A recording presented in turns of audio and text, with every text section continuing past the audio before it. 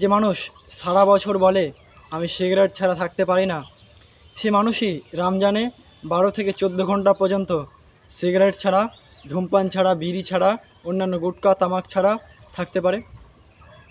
কি হবে তাহলে? সমস্যাটা কোথায়?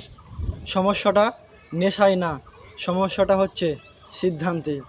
ধূমপান শুধু আপনার ফুসফুস নষ্ট করে না, এটা আপনার আত্মবিশ্বাসও নষ্ট করে দেয়। একবার সিগারেট, গুটখা, বিড়ি ধরানোর মানে হলো আপনি নিজের ওপর নিয়ন্ত্রণ হারাচ্ছেন।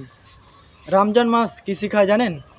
রমজান মাস শেখায় আপনি নিজের চাওয়া দমন করতে পারেন, আপনি ক্ষুধা সামলাতে পারেন, আপনি আসক্তিকেও থামাতে পারেন। তাহলে কেন শুধু সূর্য ডোবা পর্যন্ত? শুধু কেন 1 মাসের জন্যই, শুধু রমজান মাসের জন্যই কেন? আজ আপনি সিদ্ধান্ত নিন, এ রমজান মাস হবে শেষ রমজান যেখানে আপনি একদম ধূমপান ছাড়া প্রবেশ করছেন। ঈদের দিন আপনি বের হবেন একজন মুক্ত মানুষ হিসাবে, যার পর থেকে আপনি আর কোনোদিনও ধূমপান করবেন না। মনে রাখবেন, যে নিজেকে জয় করতে পারে সে জীবনের যে কোনো যুদ্ধ যে কোনো জায়গায় জিতে নিতে পারে। ধূমপান ছাড়ুন, নিজেকে জিতুন, আপনার পরিবারকে গর্বিত করুন, আপনার সমাজকে গর্বিত করুন, আপনার দেশকে গর্বিত করুন।